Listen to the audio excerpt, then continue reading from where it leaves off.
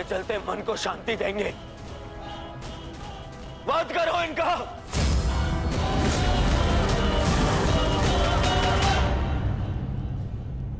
क्षमा करना मित्र, परंतु आज मेरा लक्ष्य माद्री पुत्र नहीं, कौन्तेय है।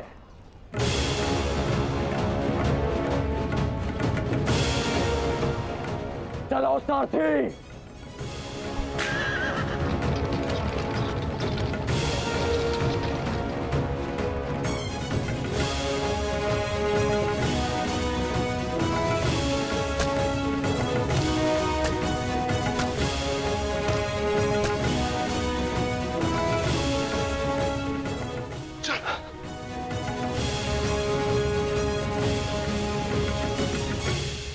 तुम दोनों ठीक हो ना? हाँ ज्येष्ठ, परंतु प्रश्न यह है कि एक ही क्षण में हमारा वध कर देने में सक्षम अंगराज ने हमारा वध क्यों नहीं किया?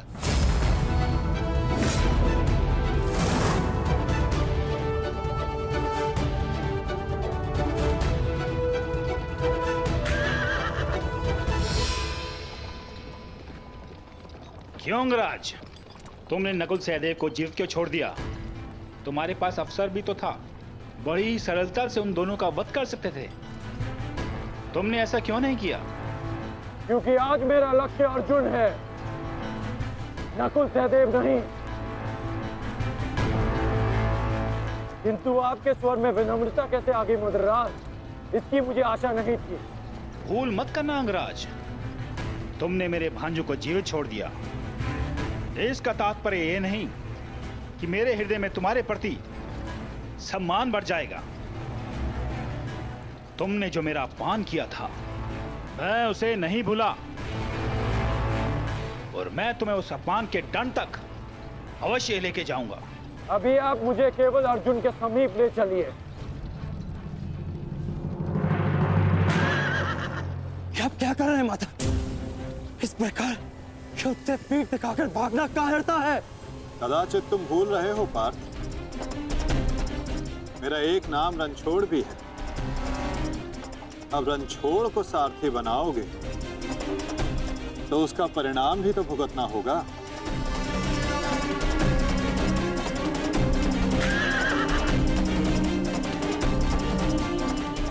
रुक जाओ अर्जुन, तुम दोनों छोड़कर नहीं जा सकते। माधव, एक योद्धा दूसरे योद्धा की ललकार का उत्तर देता है।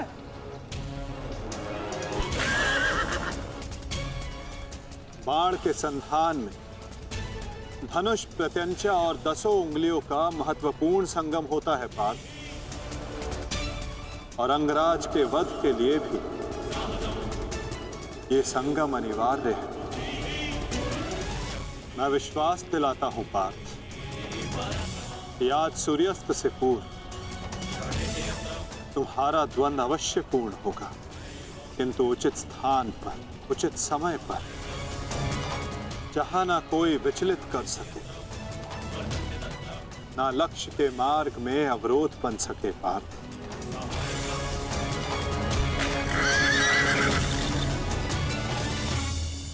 शीघ्र करो साथी, हम अभी बहुत पीछे हैं। मैं एक योद्धा हूं, सूत पुत्र नहीं अंगराज। मैंने सदा सारथी पाए हैं और तुमने मुझे अपना सारथी बनाया है, तो मेरी कमियों को भी स्वीकारना होगा।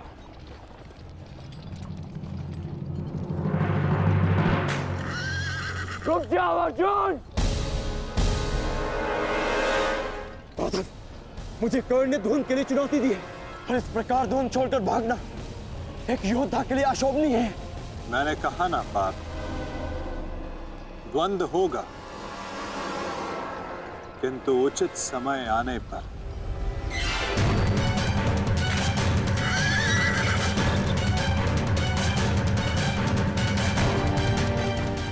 अर्जुन कुरुक्षेत्र से भाग क्यों रहा है? ये कैसी नीति है माधव की?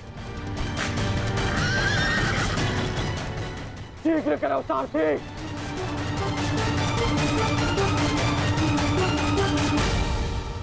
अर्जुन, क्या गुरु द्रोण ने तुम्हें युद्ध से भागने की शिक्षा दी है? अब रुक जाइए माधव।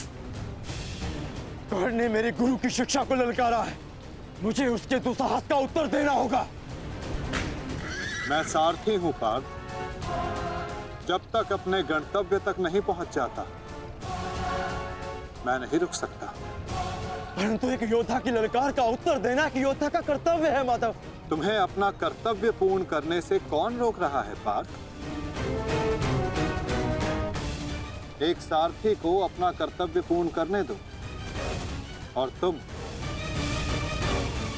एक रथी का कर्तव्य पूर्ण करो पार्थ। परंतु कैसे माधव? चलते रथ में जब सामने से प्रहार किया जा सकता है पार्थ, तो पीछे से क्यों नहीं किया जा सकता?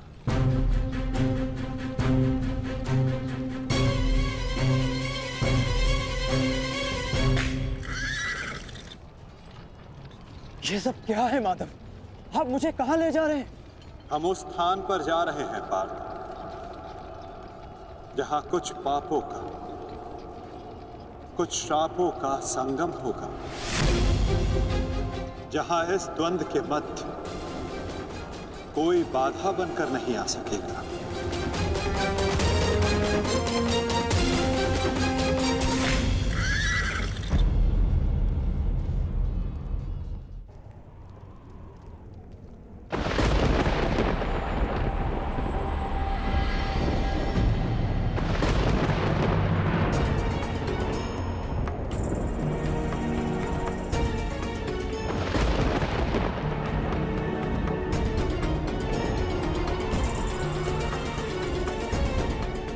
अरे कोई वैद्य को बुलाओ, शीघ्र औषधि लाओ। महारानी द्रौपदी ने वैद्य जी को उपचार कक्ष में आने का आदेश दिया है। शीघ्रता करो, शीघ्र औषधि लाओ।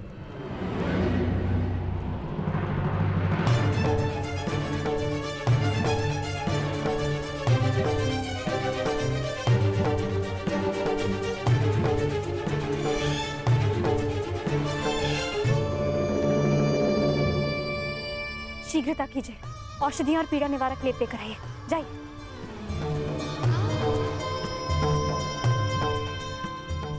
क्या हुआ पांचाल? कोई चोटिल हुआ है? हाँ माताश्री।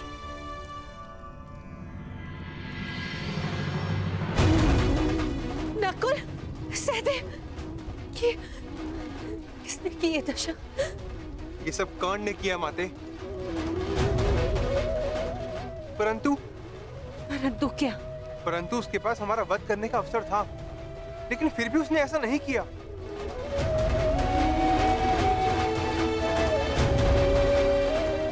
वो केवल हम दोनों को बंदी बनाकर चला गया। ऐसा भान हो रहा था जैसे उसे ऐसा करने से कोई रोक रहा हो। समझ नहीं आता कि ऐसा क्या हुआ जिसने उसे हमारा वध करने से रोक दिया। मैं वचन देता हूं कि अर्जुन के अतिरिक्त आपके किसी पुत्र का वध नहीं करूंगा मैं। पुत्र कर्ण,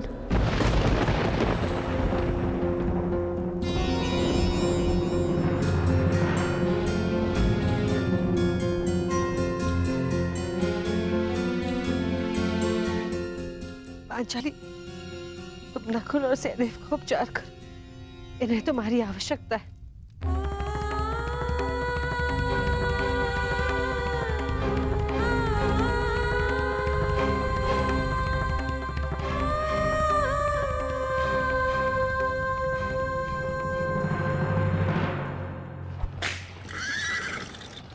शीघ्र करो माधवराज। अर्जुन जहां जा रहा है उसे जाने दो अंगराज।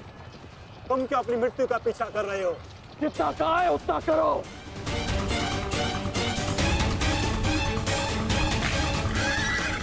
अर्जुन, मैं पीठ दिखाई योद्धा पर वार नहीं करता। रथ रोको और सामने आओ, अन्यथा मैं पाताल तक भी तुम्हारा पीछा करूंगा। उसकी आवश्यकता नहीं पड़ेगी। कौन?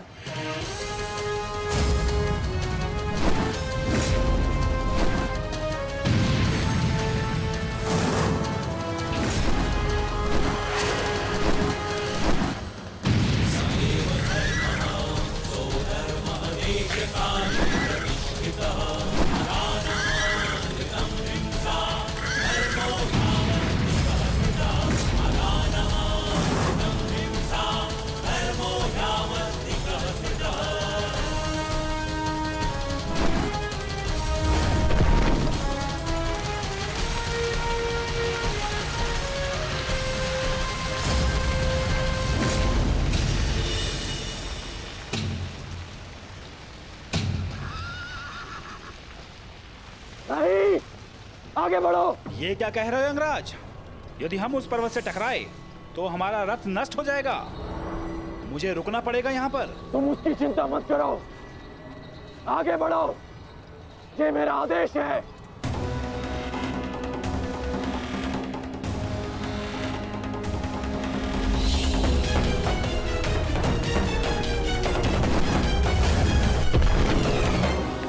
यदि ऐसे छोटे बाण चलाओगे तो अर्जुन को स्वप्न में भी परास्त नहीं कर पाओगे।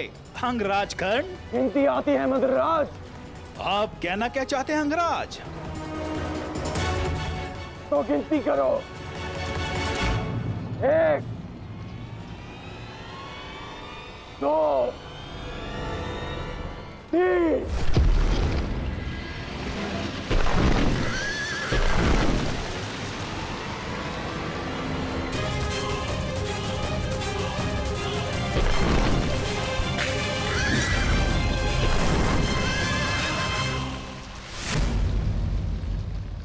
बिना बाण के घायल हो गए धनंजय।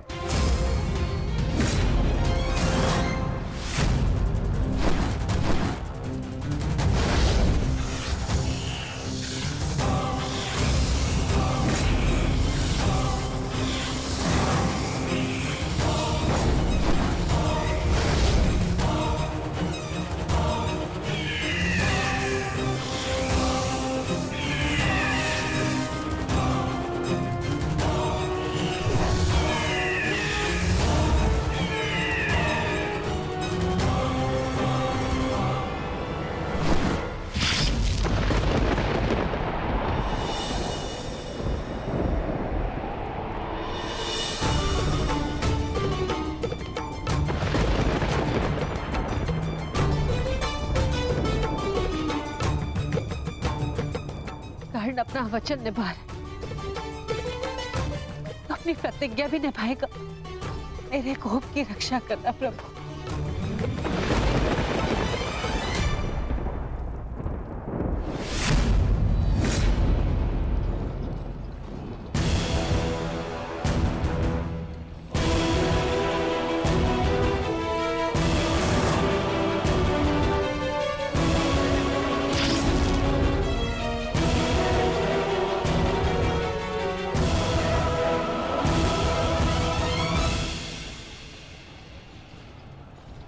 साधु, साधु महारथी अर्जुन, आज तुम्हारे तीखे बाण का आभास हो गया, परंतु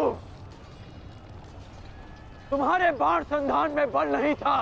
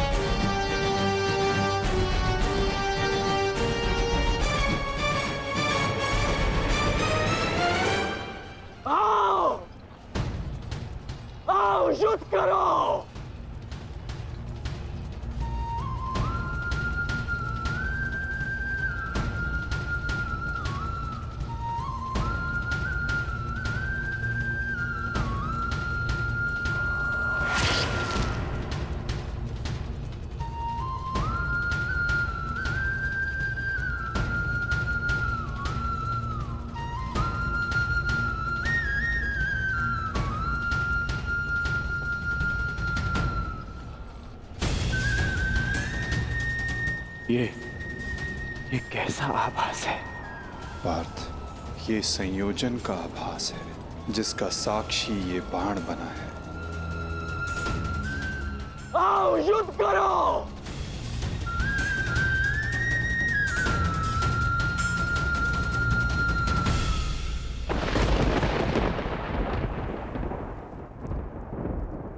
देवपुत्र है वो,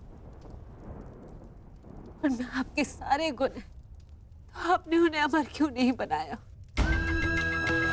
आज आपको एक माता की प्रार्थना स्वीकारनी होगी। कर्ण अर्जुन में से वीर गति कोई भी प्राप्त होगा,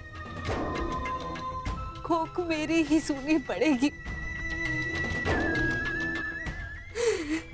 एक मां को ही पीड़ा होगी।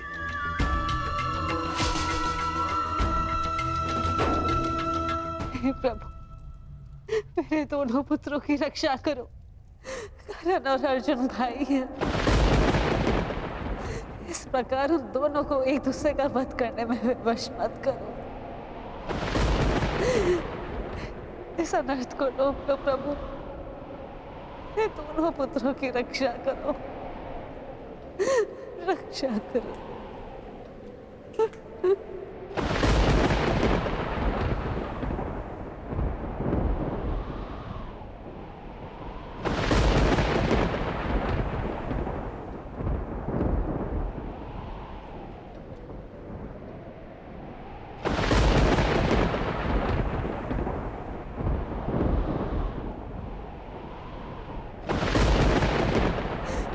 और अर्जुन भाई,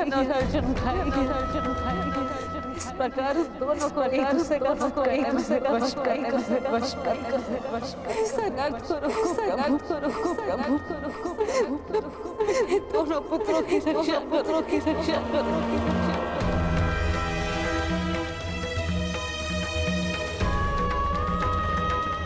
अर्जुन और कर्ण,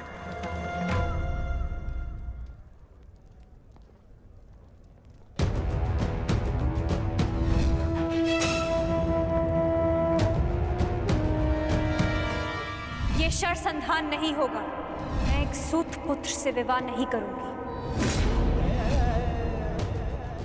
इंद्रप्रस्थ आपका अभिवादन करता है। मैं आपका अभिवादन स्वीकार नहीं कर सकता देवी। कुंती का पुत्र ना सही, एक पुत्र आया है एक स्त्री का मान बचाने। जब भी कोई शिशुपाल किसी स्त्री का मान भंग करेगा, ये कर्ण उसके मार्ग में बाधा बनेगा। दासी हो या शत्रु, एक स्त्री का मान भंग नहीं किया जा सकता,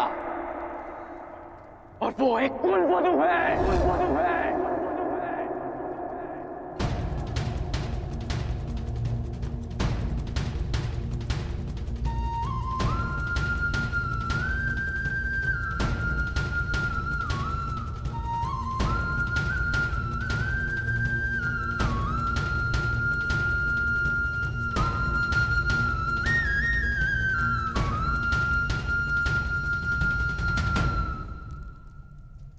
क्या हुआ पांचाली? किस सोच में हो? आप पूछ रहे थे ना आर्य कि अवसर मिलने के पश्चात भी कर्ण ने आपका वध क्यों नहीं किया, क्यों छोड़ दिया आप दोनों को?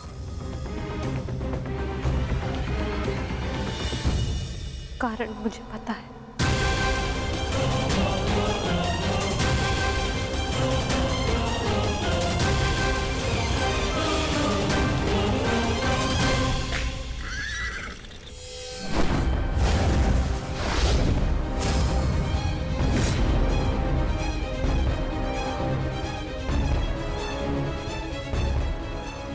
अद्भुत द्रोण शिष्य, आज जीवन में पहली बार किसी धनुर्धर को रथ की गति की विपरीत दिशा में युद्ध करते हुए देखा है। अद्भुत! तुम्हारे गुरु की दी गई शिक्षा और तुम्हारे अभ्यास दोनों की प्रशंसा करनी होगी अर्जुन। परंतु एक बात अभी तक समझ नहीं आ रही कि यदि युद्ध करना ही है तो भाग क्यों रहे हो? इसे क्या उत्तर दूं माधव? उत्तर स्वयं कर्ण की प्रतीक्षा कर रहा है पार्थ। बस कुछ क्षण शेष है।